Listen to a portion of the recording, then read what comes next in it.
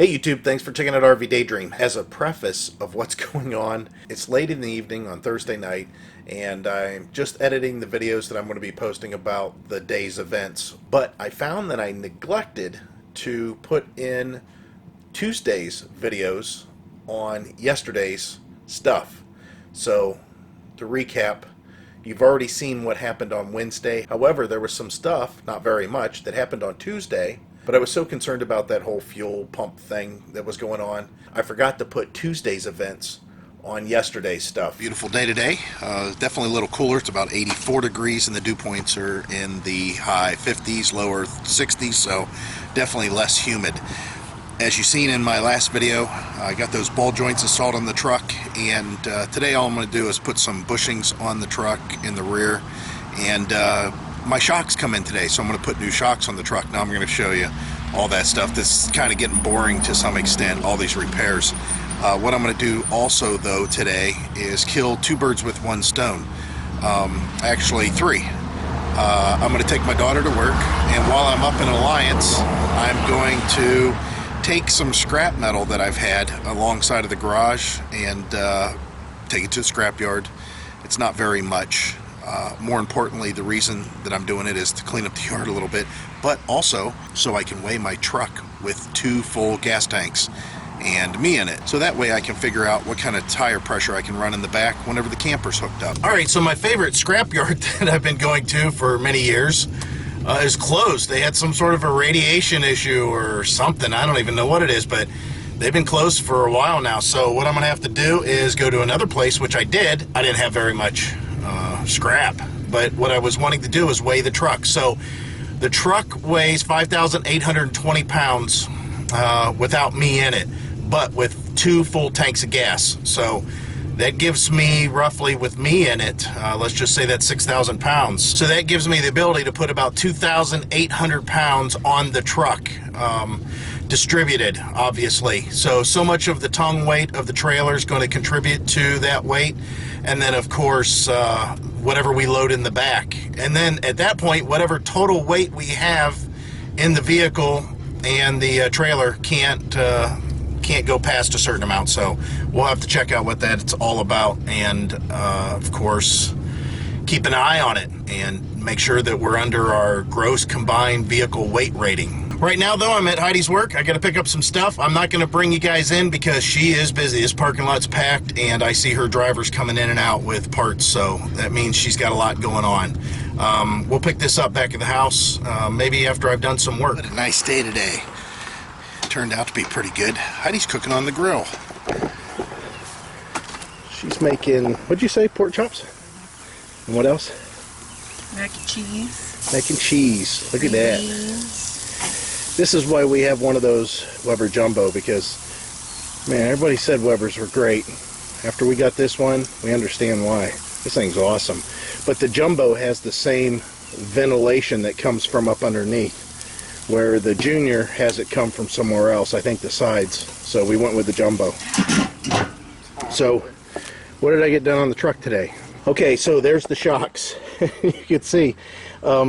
This one is supposed to be as long as this one. Believe it or not, between these two, even though this one's all rusty, this one's a better shock. At least it's trying to stay open, but there's not much to it. It's just, ooh, just kind of bottomed out there. Yeah, it's at least trying to come back a little bit. You can see there. It should be much more than that. And then these little ones for the front. I went ahead and replaced these because when I was underneath there changing the shocks, the sway bar would move inside here. So we went ahead and got new sway bar bushings and then new sway bar end links. If we can look in here and see if you can see them. There's the front shock. Not a big deal. Got that done. And then back here, these bushings are new. Remember, they had them squashed. These bushings up here are new that are holding that on. And then, of course, new shocks and then new sway bar bushings in here. So now the sway bar feels tight. Wow. Now I can start actually doing work that pertains to getting the camper packed and hooked up to the truck. What do you think, Heidi? You ready to go? More than ready. She's going to quit her job today. Oh, something else I did while I was waiting for UPS. I mowed the lawn, and the rate that the lawn is growing, I shouldn't have to mow it again for, what do you think, till we come back off vacation. Alright guys, so Heidi's going to do some cooking. I got to go in and get a full-blown shower and get cleaned up because I don't know if you can tell, there's no way I can get in my truck with a gray interior like this. Ain't that right? Yeah, can you get done by 8? Before 8? See, she wants me to go get our daughter from work so she don't have to drive up there. With Maybe. loud exhaust. Maybe, yeah. Heidi's exhaust is starting to spring a leak.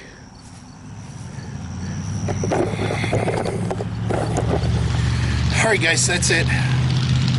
I'm done for today. Okay, so that's what happened on Tuesday. Not a big thing, but there was some information there I wanted you guys to have. And now we're going on to what happened today. As you can see, I'm kind of in my night clothes, already taking my shower for this evening. So after this video's done, I'm going to bed. Morning YouTube.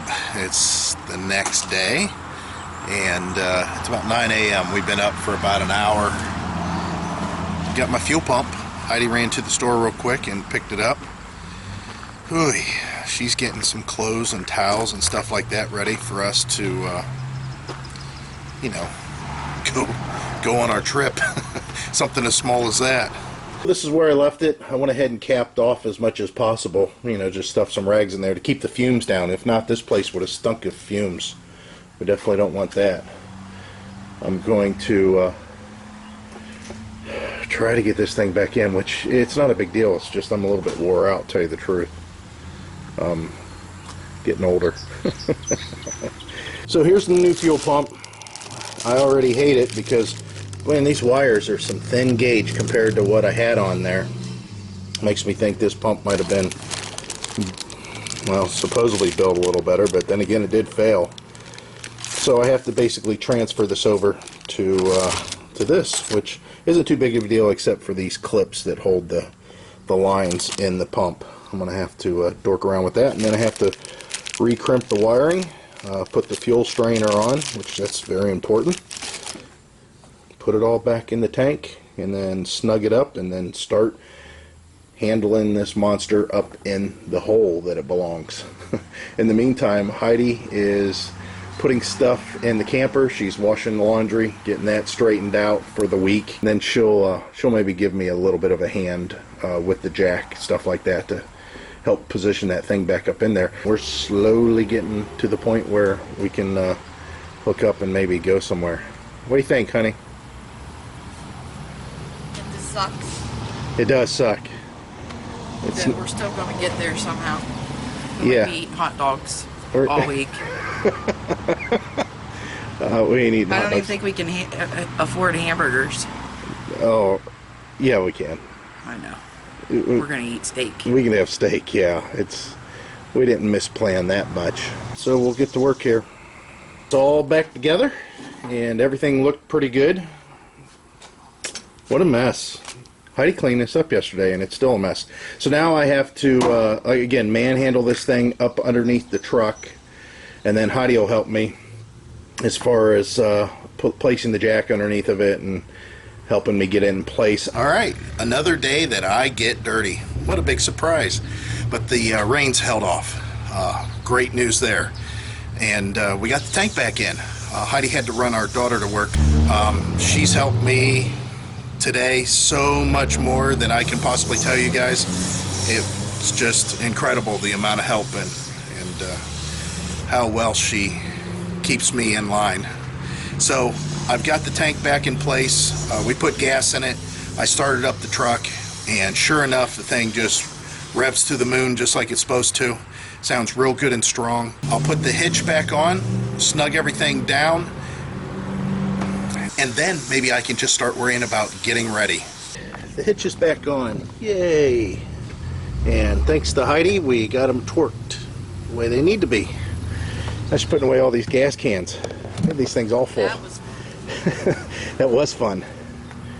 So now that the truck is all taken care of as far as the gas tank's concerned, I got to fire this thing up and drive it over to the gas station.